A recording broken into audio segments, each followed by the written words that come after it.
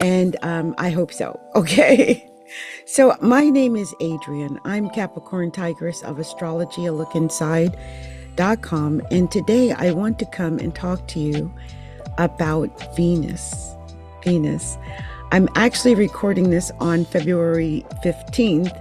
I actually tried to record it on the 14th, but my day wasn't going, it wasn't cooperating. So I'm a little bit late. I'm a little bit late. But this is the 12 Venus signs in love, the 12 Venus signs in love.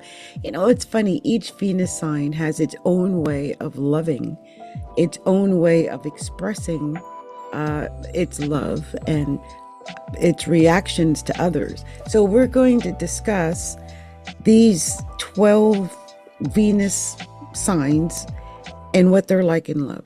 Okay, so that's basically what the premise of this is.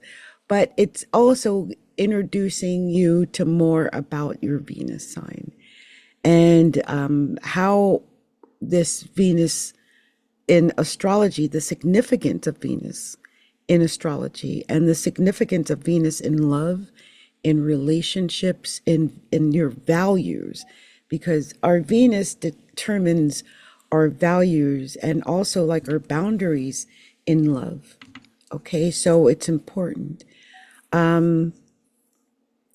I just want to go into how each of these 12 signs express their love and how they are romantically and just how they're different. Okay, so we're going to go into that. So before I begin talking about each of the individual zodiac signs, the Venus signs, I want to talk about the role of Venus in astrology. Venus is a really important part of astrology. You know, it's not quite as important as the sun or moon or the ascendant, but right after those big three, there is Venus. And why is that? It's because Venus dictates what our desires are. It's what we love, what we like, what we gravitate towards, what makes us feel calm or safe, or what makes us feel attractive or attracted. It's how we give love. It's how we receive love. It's our romantic preferences. It's what we value in relationships. It's what we're attracted to. It's our values about beauty. You might be looking at me right now and thinking something about me, all based upon your own individual Venus. And I have Venus in Scorpio, which is in its fall. So I tend to maybe have trouble when it comes to beauty standards anyway, because people look at me and maybe not see beauty. And then there are some who look at me and see beauty because it's in my 10th house, but it's in Scorpio. So it's in its fall. It's basically in detriment. And you might think, what does she mean? It's in its fall. It's in its detriment. What does this all mean?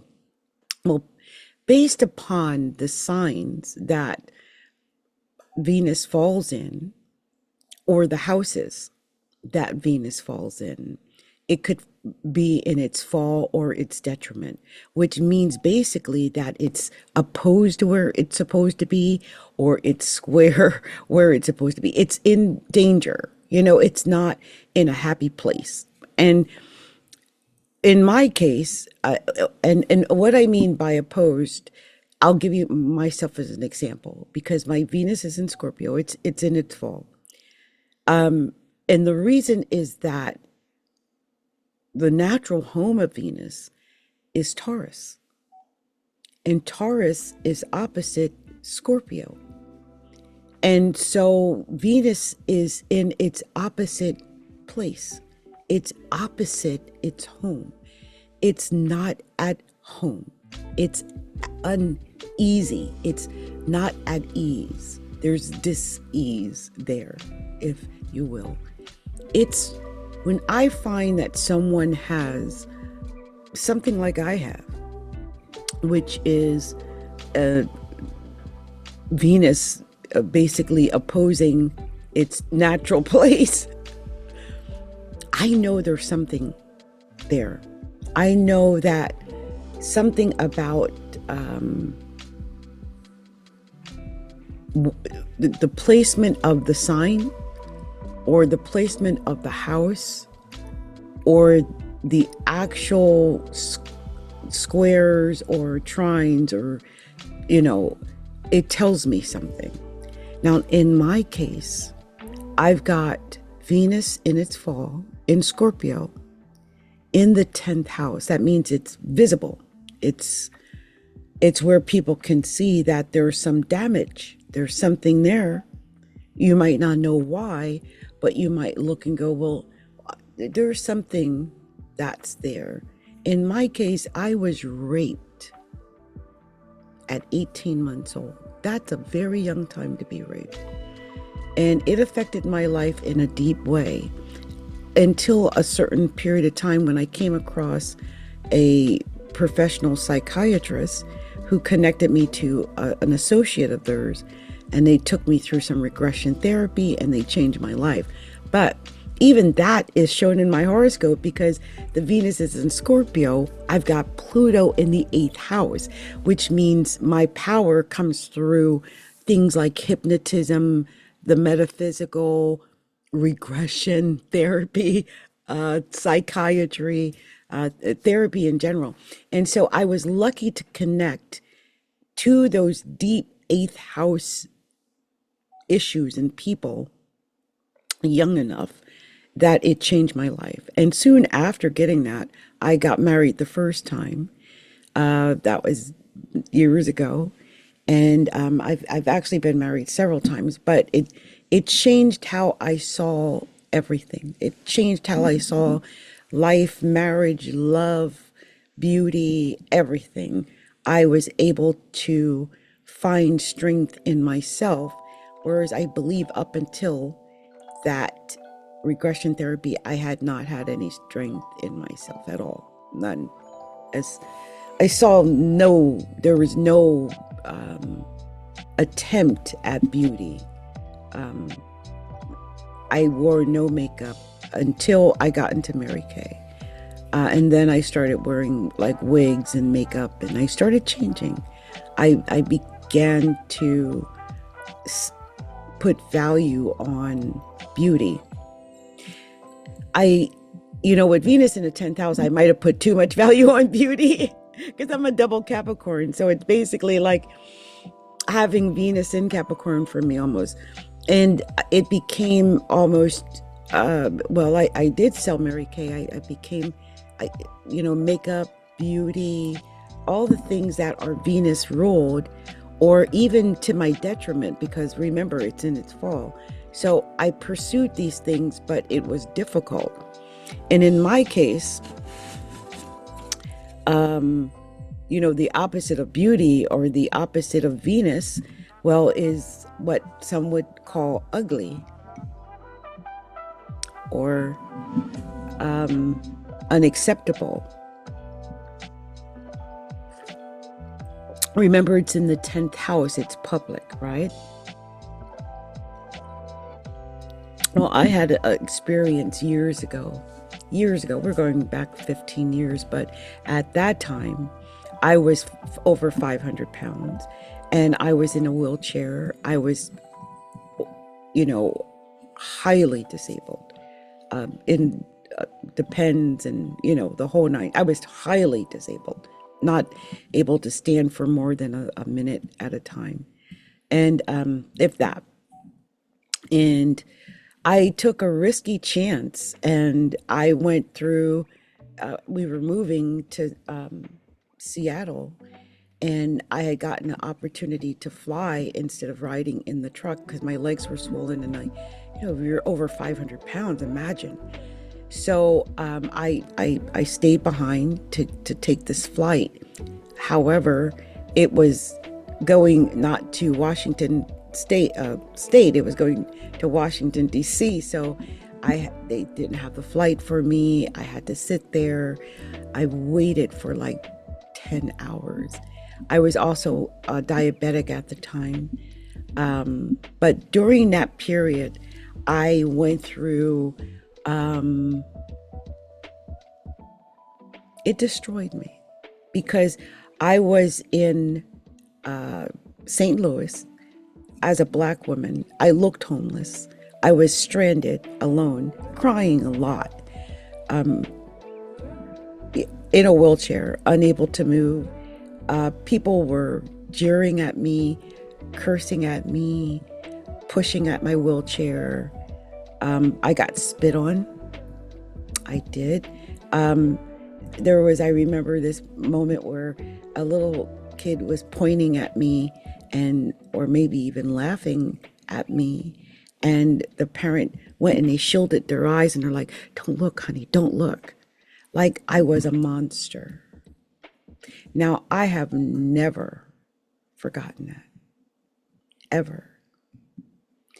And I think when I got, I had a nervous breakdown after that, by the way, just so that you know.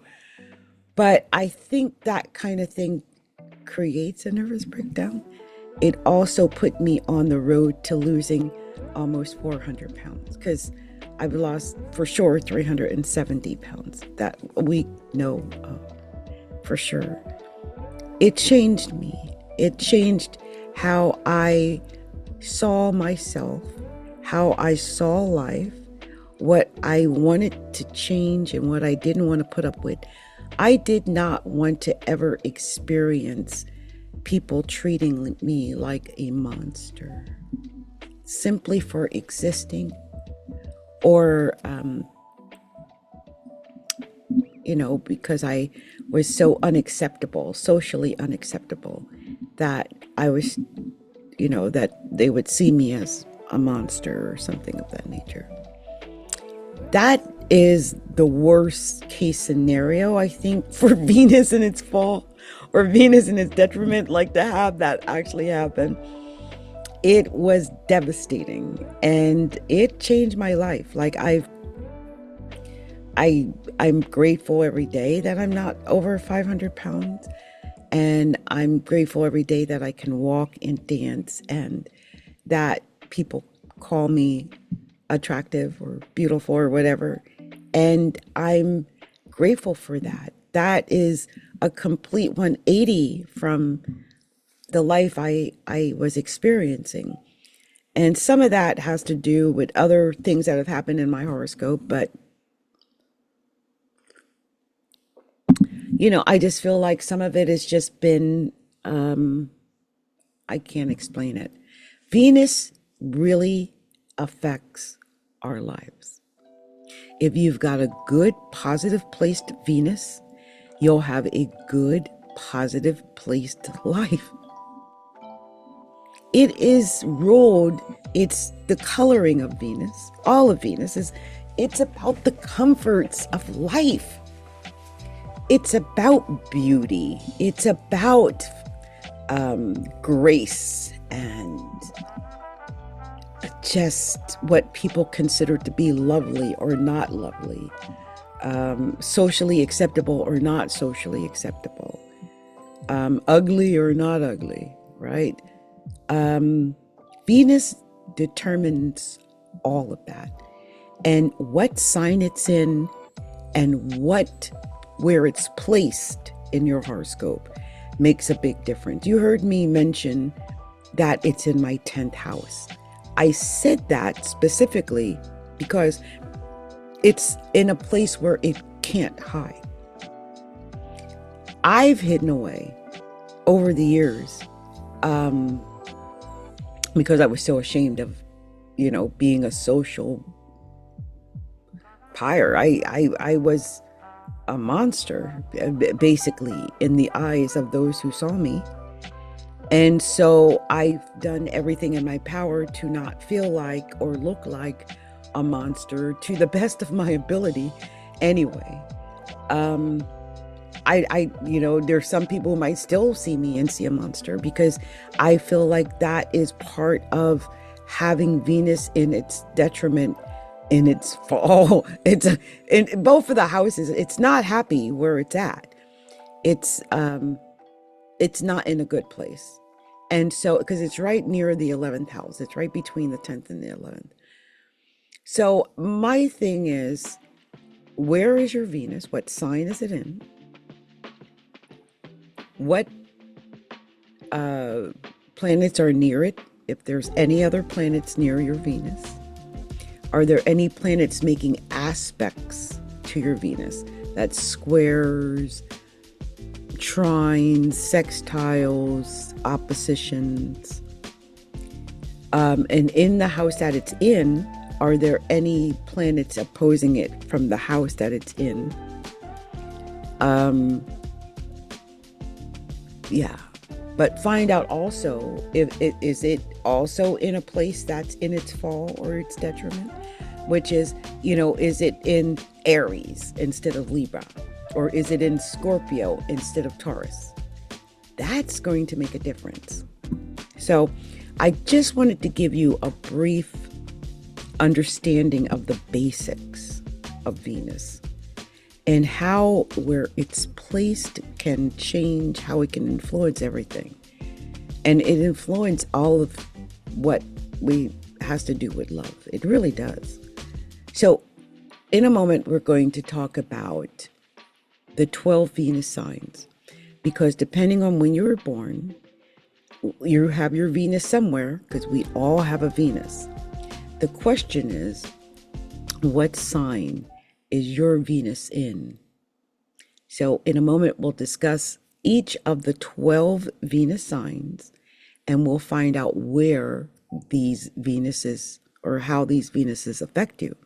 Now, Okay, so we're going to talk a little bit about Venus and the 12 Venus signs and the love styles and relationships of each of these 12 signs. And we're going to focus on the Venus signs and how you might react in love if you have these Venus signs. So let's start with the very first one, which is Venus in Aries. If you have Venus in Aries, you're most likely passionate, bold, and impulsive in love. Venus in Aries people crave excitement and they crave independence. They tend to be a little young in their mindset and thinking, and they see things in basic I want or I don't want scenarios. I like or I don't like. I want or I don't want.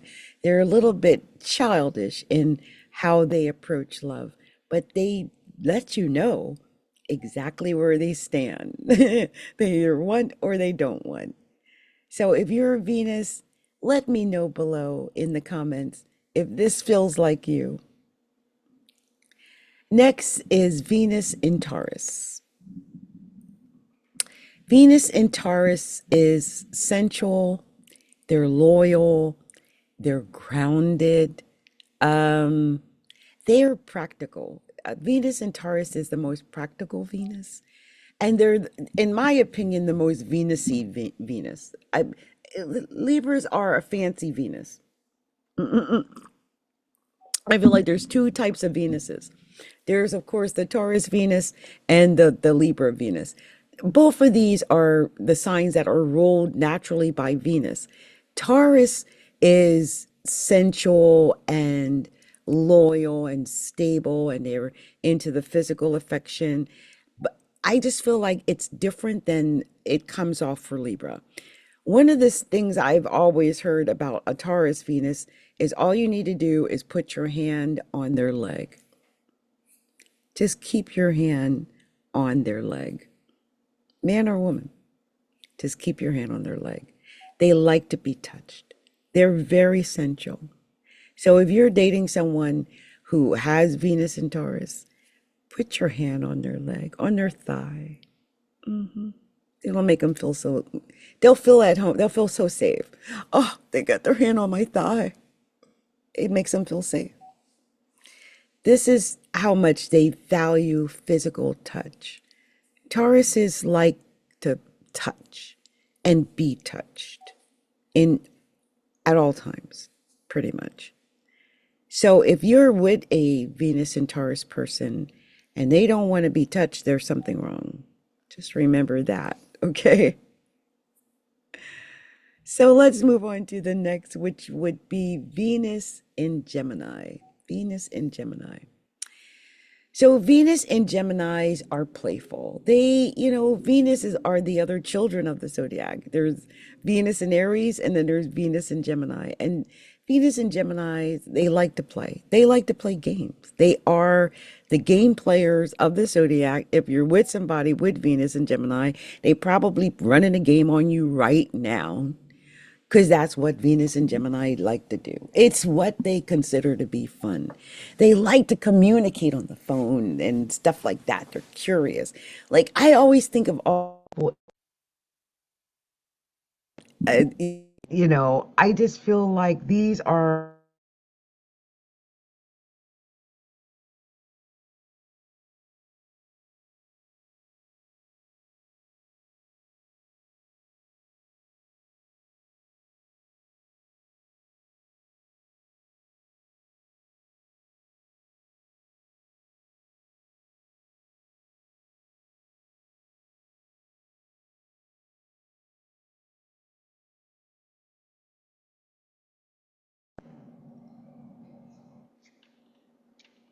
so I just pulled it out. I'm just going to put it back in if it lets me. Okay. Okay. So I hope you can hear me. I pray you guys can hear me. I was having some microphone problems, and I'm praying that I have taken care of said microphone problems. And I'm praying that whatever I had said up till now, and it's been recording, I'm so upset about it. Anyway, we were at Gemini, and we were talking about Venus and Gemini, and the fact that Venus in Gemini is, I consider to be the most playful of the moons or Venuses. They're a very playful Venus. They like to play games, okay? And every Venus and Gemini person I've ever met plays games. They just can't help themselves. It's like it's a disease. They don't want to grow up. They always say this is the Peter Pan Venus, and that's what I mean by playing games. They're like Peter Pan. They like, they are communicative. So these are the people that you see on their cell phone all day, every day. They're always on the phone with somebody, and it ain't you. hmm That's Venus and Gemini, because they're curious. They need mental stimulation and they like variety. So they're always out, they're always on their phone flirting. This is the most flirtatious of all of the Venus signs is Gemini. They're players. Players. Anyway, moving on to the next sign. The next sign is Venus in Cancer. And Venus in Cancer is what I consider to be a sweet Venus. They're so sweet and loving and kind. They're nurturing and emotional. They're always giving. They're sweet. Cancer Venuses are sweet. I have dealt with Cancer Venuses, and they are so protective and emotional and giving and caring, and they just cluck over you and like mother hens, and they want to make sure you're okay, and they want to comb your hair, and this is Venus and Cancer. They seek security and deep emotional connections. They just want to know, they want you to know that they care. They want to know that you care too, but they want you to know that they care. That's the way I feel about most Venus and Cancer people. They're very emotional and they love their children. Oh gosh, they do. Next is Venus and Leo. Well, Venus and Leo is dramatic. They're very dramatic. When I think of baby mama drama, I'm thinking of Venus and Leo. They will take it there. They will take it to the drama place. Okay, that's what Venus and Leo does. They are very dramatic and they want to take it to that Leo place. That's what they do. But they are dramatic and they're generous and they're loyal and they're kind usually. They just want you to give them some of the love and attention and affection. Don't ignore a Venus and Leo. You know, sometimes we do that, right? Because somebody might get on their nerves and or they hog up all the air in the room or they want so much attention and you think, I'm just not going to give them that attention. I'm just going to ignore them because they are just over the top or whatever. And if it's a Venus and Leo, I'm like, oh God, don't do that. That's like the worst thing you can do because they are the way they are because they're craving affection, they're craving attention. They want a romantic gesture. They want to cause a scene. They want you to see them and admire them. So they'll put on a show to get your attention. So if you're avoiding them, it can be painful. So yeah, if you're with a Venus and Leo, I would just go over and give them a hug or a kiss right now. And they probably really want that. Mhm. So next is Venus and Virgo. Venus and Virgo, you are the practical Venus, always attentive and service oriented and giving. You're another giving Venus. But it's you give and you show like your acts of love through service. Like you do things like I'm ironing your shirts, honey, or I made this great pot roast dinner, or look how beautiful the curtains are, sweetheart, or something like that. It's your attention to detail and your service and keeping things in a particular order. You might be a spouse that wants everything spick and span. You want everything just right because you know somewhere subconsciously that if you let it go, you'll let it go. So you stay on it. I just find that Venus and Libra, they're either very, very um, like picky and very particular about certain things, or they are so messy and chaotic and dirty. So it's up to you, Venus and Libra, Venus and Air. What is Venus and Libra and Venus and Aries trying to hijack Venus and Virgo's thing here? It's up to you, Venus and Virgo, whether or not you're going to spend attention to detail or you're going to spend attention to chaos. That's what I wanted to say. So next is Venus and Libra. Okay, Venus and Libra. Venus and Libra is charming. They're diplomatic. They're partner oriented. They are focused on partners. They like harmony and they like balance in their relationships. They like being in relationships. They like being married. Like Venus in Libra loves being married. They love being in a partnership. I don't even know if they would, if it's good for them to be without a partnership. Like they find their happiness in life through their partnership. And they're very charming. They're very, just very partner oriented. So if you see a couple and they're wearing matching outfits, one of them has got Venus and Libra. I bet that's just the way they are. Next is Venus in Scorpio, and I talked about Venus in Scorpio. I have Venus in Scorpio. Venus in Scorpio is intense. It's passionate. It's transformative. It's different, you know. It's deep. It's dark. It's emotional, and it's about physical connections. We like to physically touch and get emotional when we're in relationships. Very intense and passionate people, Venus and Scorpio. So next we have Venus in Sagittarius. Venus and Sagittarius are adventurous, they're optimistic, they're freedom loving, they value honesty and shared experiences. And they are, I always say, the polyamorous Venus of the zodiac. They really do go poly more than any other placement. Next, we have Venus in Capricorn. And Venus in Capricorn is reserved, they're loyal, they're committed, they seek long term stability, and they seek respect through their relationships. You know, a lot of times a Venus and Capricorn person will marry or get married very young, or they'll marry above their station, or they'll marry well in general because they get a sense of respect out of the relationship that that they have. So their marriage partner, they want someone who's stable and respectful because they get a sense of their own respect from their relationships in that way. And they usually are very loyal and committed. So if you're with a Venus in Capricorn, consider yourself lucky. They're usually very interesting Venuses. I will say I've made videos about this, but these Venuses tend toward the red light district more than any other of the placements. Next is Venus in Aquarius.